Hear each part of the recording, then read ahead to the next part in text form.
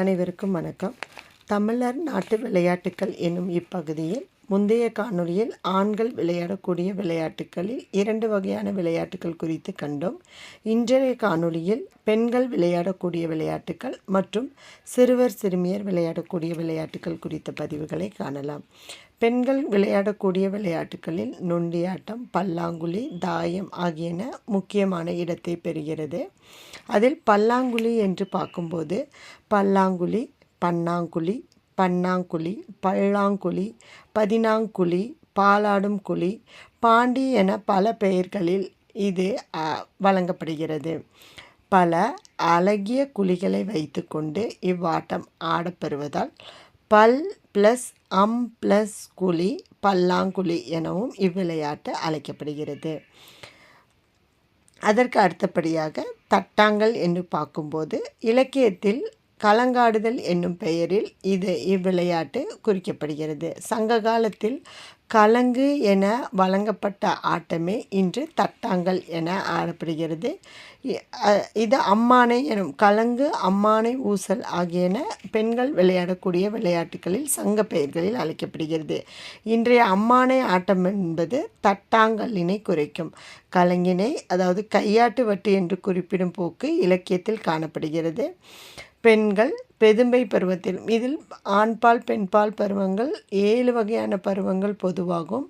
8, 9, 10 ஆகிய 3 வகையான பருவங்கள் ஆண்களுக்கு தனியாகவும் பெண்களுக்கு தனியாகவும் அமைந்துள்ளதை நம் இலக்கியத்தில் காணலாம். இதில் பெண்கள்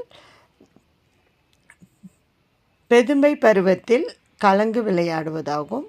அப்போது 1 முதல் 7 வரையில் எண்ணிக்கை வரும்படியான பாடல்களை பாடுவதாகவும் இவ்விளையாட்டு அமைந்துள்ளது. இந்த செய்தியினை சிற்றிலக்கிய நூல்களுள் ஒன்றான உலா என்னும் நூலில் காண முடிகிறது. அது மட்டுமல்லாது கலர்காய்ச்சியினை கொண்டு ஆட்டம் ஆடப்பெறுவதால் கலக்காய்ச்சி ஆட்டம் எனவும் இது அழைக்கப்படுகிறது.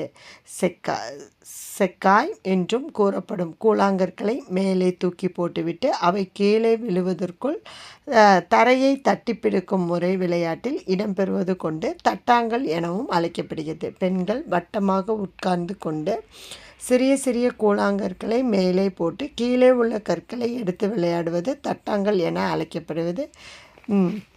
இத்தகைய விளையாட்டுக்கள் கலங்கு மற்றும் அம்மானை என்ற பெயர்களில் அதுவும் அல்லாது பெதுமை பருவத்தில் விளையக்கூடிய விளையாட்டாக சங்க இலக்கியங்களில் குறிப்பிடப்பட்டுள்ளதை காண முடிகிறது.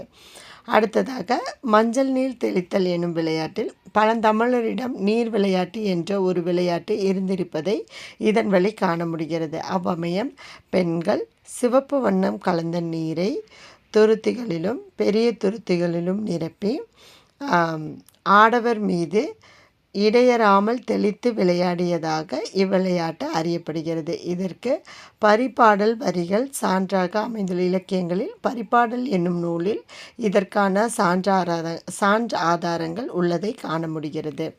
அடுத்ததாக குழந்தை தொடர்புடைய விளையாட்டுக்கள் என பார்க்கும்போது குழந்தைகள் தானாக விளையாடும் இயல்பு வரைக்கும் தாயினையோ அல்லது தந்தையினையோ அல்லது வயது முதிர்ந்த தாத்தா பாட்டியினரையோ சார்ந்து விளையாடுவர். குழந்தை விளையாட்டுக்கள் பெரும்பாலும் பாடல் தொடர்பாகவோ அல்லது சந்த நயத்துடன் உரையாடல் தொடர்பாகவோ அமைந்திருக்கக்கூடியதாக உள்ளன. விளையாட்டு பாடல்களை பொதுவாக பாடல் உள்ள விளையாட்டுக்கள் என்றும் பாடல் இல்லா விளையாட்டுக்கள் என்றும் இருவகைப்படுத்தி சிறுவர் சிறுமியர் விளையாடியதை காண முடிகிறது. ஆடவர் விளையாட்டிலும் மகளிர் விளையாட்டிலும் பெரும்பாலும் பாடல்கள் இடம்பெறுவதில்லை. ஆனால் சிறுவர் சிறுமியர் விளையாட்டில் பெரும்பாலாக பாடல்கள் அமைந்துள்ளன. உதாரணமாக எண்ணிக்கை உள்ள பாடல்கள் ஒரு குடம் தண்ணி ஊற்றி ஒரு பூ பூத்துச்சாம் என்ற பாடல்கள் போன்றவை இதற்கு சான்றுகளாக அமைகின்றன. சிறுவரை நோக்க சிறுமியர் விளையாட்டுகளிலும் பாடல் இடம்பெறுவது மிகுதி. மனமகிழ்ச்சி நிலைகளில் விளங்கும் விளையாட்டுகளில் பாடல் சேர்ந்து வருவது இயல்பாக உள்ளதால் சிறுமியர் விளையாடக்கூடிய விளையாட்டுகளில் பாடல்கள் அதிகமாக இருப்பதை காண முடிகிறது. குறிப்பாக குழுவாக இயங்கும் விளையாட்டுகளிலும் நடித்தல் தொடர்பான விளையாட்டுகளிலும் பாடல்கள் அதிகமாக இடம்பெறுவதை காண முடிகிறது.